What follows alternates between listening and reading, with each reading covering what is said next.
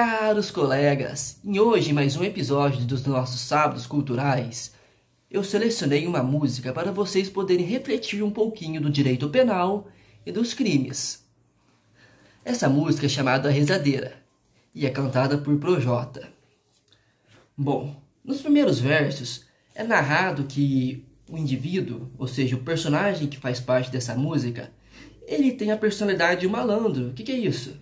Ele se comporta com um pouco de lábia, de esperteza, que é bem aquela figura do malandro típico, né? Quando a gente analisa a literatura, a gente tem essa figura do malandro, né? E a gente já lembra dos famosos malandros cariocas, que são aqueles indivíduos que andam de chapéu branco, terno branco.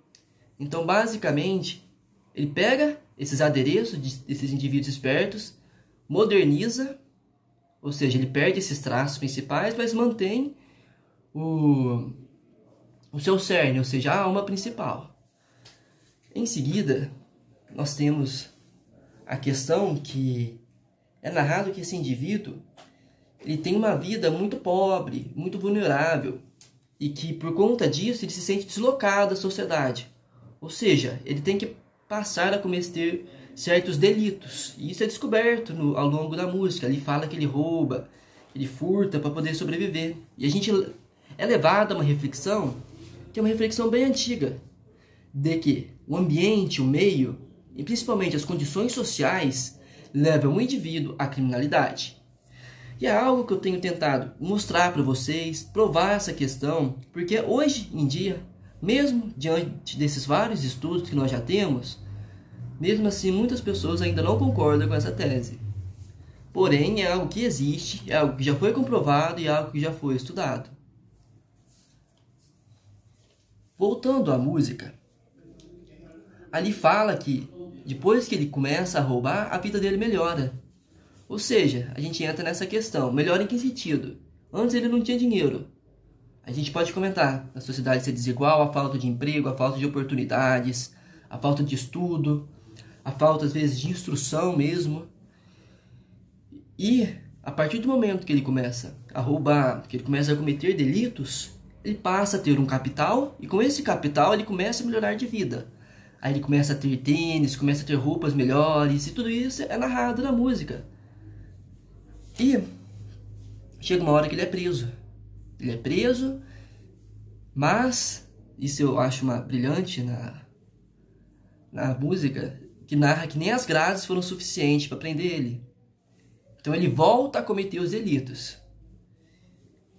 Não porque ele quer cometer os delitos, mas porque ele não tinha outra opção. O meio que ele se encontrou para poder ter o capital, ter o dinheiro para ele poder adquirir as suas coisas foi justamente o crime. É para onde ele ia voltar quando ele fosse solto. Então tá aí também uma discussão. A reinserção social dos criminosos é possível? A reabilitação é possível?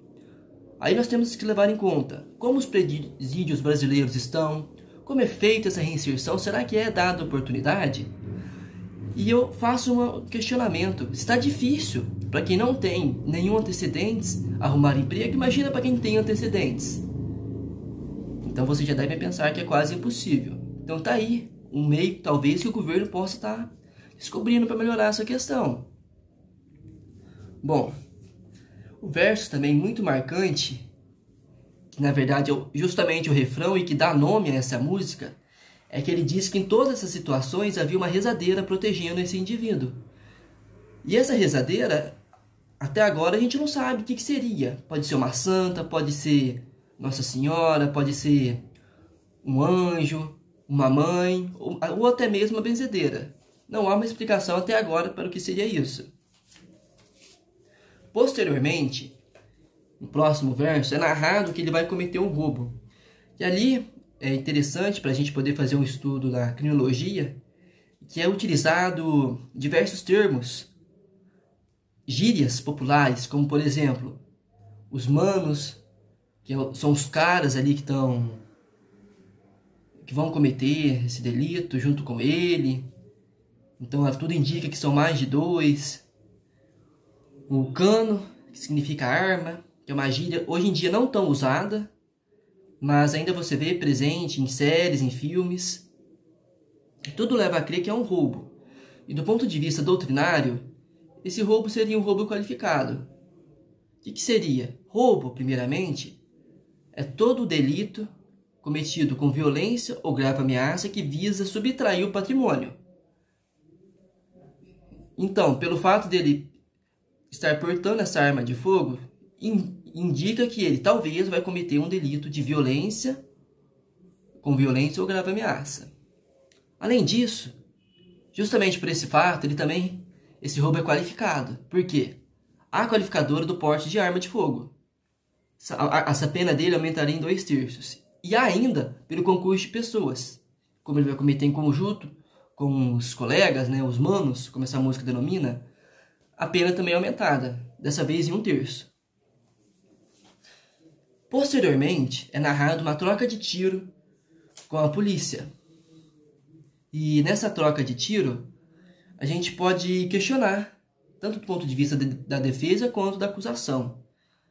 Só que como eu faço a parte da defesa nessa situação, e esse canal é voltado justamente para isso, é possível arguir a tese do disparo de arma de fogo. Por quê? Podemos discutir que esse tiro não era direcionado a quem ele estava trocando tiro.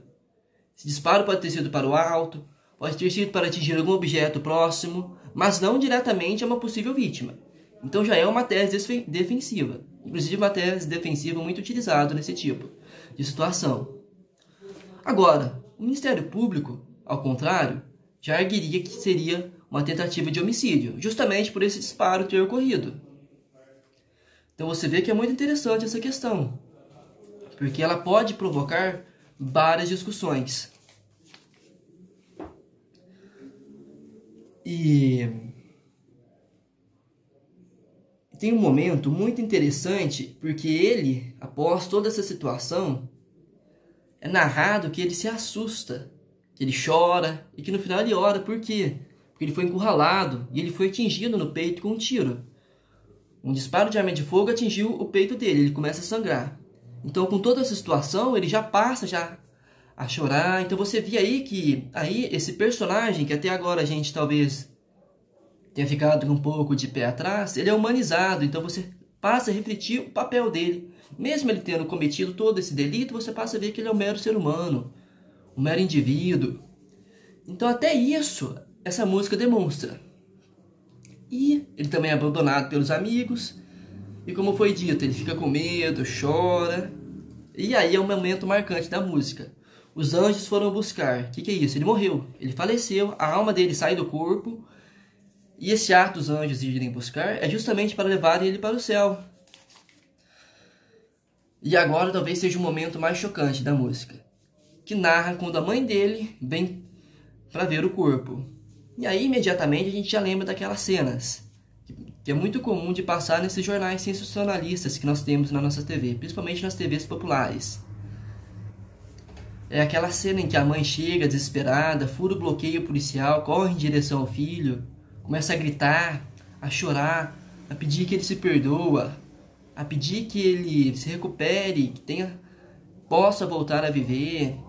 E tudo isso a música narra. Então é um momento muito realístico, é um momento que pode ser utilizado para exemplificar essa situação, e de um modo muito bonito, de um modo muito melódico e até mesmo poético.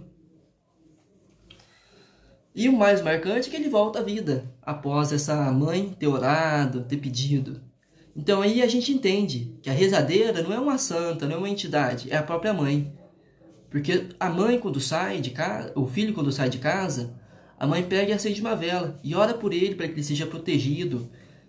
Então isso reflete uma religiosidade, uma espiritualidade muito presente na nossa sociedade, que desde a colonização foi marcada pelo catolicismo.